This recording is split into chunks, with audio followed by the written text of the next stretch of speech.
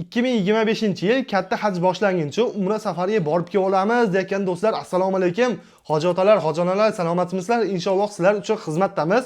20-apreldan 30-aprelgacha reyslar qo'yildi. Ya'ni bemalol aloqaga chiqsalar ham bo'laveradi. Ya'ni katta haj mavsumigacha bemalol umra safariga borib kelib olish imkoniyati endi sizlarda bor do'stlar.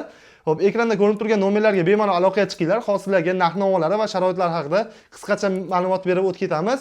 Video boshlashdan oldin bir dona like bosib qo'yinglar. Kanalimizda mehmon bo'lsangiz, albatta podpiska tugmasini bosib qo'yishni esdan chiqarmanglar do'stlar. Xo'p, ko'pchilikni qiziqtirgan savollardan biri aprel oyi o'sha katta haj mavsumigacha narx-navolar necha pul bo'lyapti umraga borish. $1100 dan Toshkent Madina reyslarimiz mavjud. 20-apreldan 30-aprelgacha, ya'ni 10 kun mobaynida 10 ta reysimiz mavjud. Bemalol aloqaga chiqib, joylarni bron qildirsalar ham bo'laveradi. Qisqacha sizlarga sharoitlari haqida ham ma'lumot berib o'tib ketsam. Xo'p, Madina Munavvarada 3 kun bo'linadi. Makka Mukarramada 11 kun, 12 kun bo'linadi inshaalloh. Xo'p, haramga yaqin gasisalar, 3 mahal millik taomlarda ovqatlar bo'ladi. Eng qiziqarli 50 boshi sizlar bilan birga ketib, yana birga qaytib keladi. Shuni inobatga olib qo'ygan holatda narx-atiga $1100. $1100 o'sha haramga yaqin gasisa, malakali 50 boshi, 3 mahal millik taomlar va sayohatlar.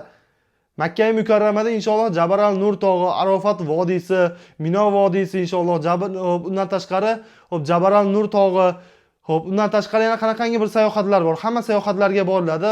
Daraxt masjidi bor, Jin masjidi bor, Jannati mualla bor, ya'ni Hadicha onamizni muborak qabrlari bor. O'sha yerlarga ham ziyoratlar uyushtiriladi do'stlar.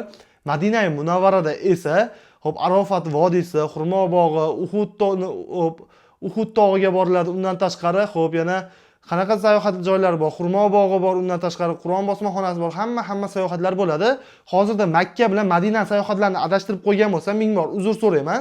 Tez gapiryapman. Videomizni tezda tugatish maqsadida inshaalloh ekranda ko'rinib turgan nomerlarga aloqaga chiqinglar. O'zlaringiz xohlagan savollarga javob olishinglar mumkin.